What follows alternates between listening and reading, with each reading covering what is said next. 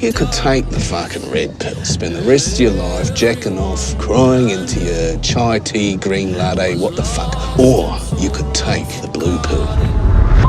The world of The Boys isn't your typical superhero story. Here, capes are corporate brands, heroes are narcissistic monsters, and the only people ruthless enough to stop them are a bunch of traumatized vigilantes with nothing left to lose. This is the story of Season 1, a vicious takedown of power, corruption, and the cult of celebrity. Our entry point is Hughie Campbell, a mild-mannered electronics store employee whose life is destroyed in the blink of an eye when A-Train, a speedster from the world's premier superhero team, the Seven Main accidentally runs through his girlfriend, Robin, reducing her to a literal bloody smear. Vought International, the megacorp that owns the Seven, offers Hughie a paltry settlement and a forced apology, treating the incident like a PR hiccup rather than a tragedy. Billy Butcher, a gruff, whiskey-soaked Brit with a personal vendetta against superheroes, especially Homelander's the Seven's leader and America's smiling, psychopathic Superman. Butcher recruits Hughie into his rogue team, The Boys, a ragtag group dedicated to exposing and destroying corrupt supes. The team includes Mother's Milk, MM, a strategic ex-Marine with a moral compass, Frenchie, a drug-loving weapons expert with a chaotic streak, Kimiko, a mute, superpowered terrorist rescued from experimentation. Meanwhile, the Seven are a dysfunctional mess of egos and corporate puppetry. Homelander is a terrifying blend of god complex and mommy issues, capable of laser-eyeing anyone who displeases him. Queen Maeve, a disillusioned warrior hiding her sexuality and trauma. The Deep, a pathetic Aquaman knockoff who sexually assaults new member. Starlight eyed Annie January in her first hour on the team. A-Train, juiced up on Compound V, the drug that gives supes their powers, and desperate to stay relevant. Translucent, an invisible pervert who gets explosively and literally taken out by the boys early on. Starlight, a genuinely idealistic hero, becomes our window into the Seven's rot. Forced into a skimpy costume and subjected to harassment, he's horrified to learn Vought stages crimes for good press. Her moral crisis collides with Hughie's when they begin an awkward romance. Unaware they're on opposite sides of the coming war, the season's central conspiracy unravels as the boys discover Vought's true goal, militarizing supes. Homelander,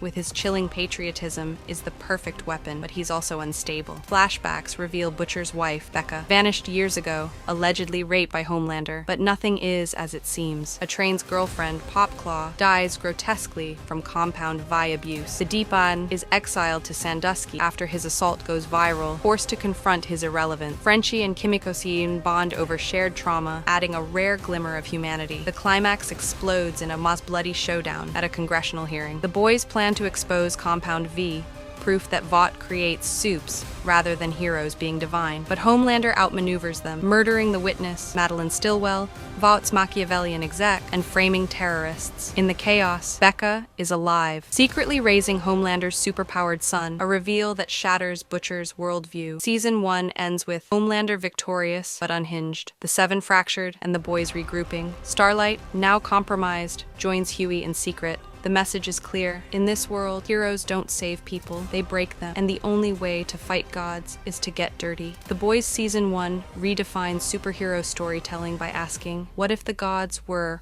worse than us? From Homelander's milk fetish to Hughie's grief-fueled rage, it's a masterclass in satire, gore, and the cost of unchecked power. Buckle up, the worst is yet to come.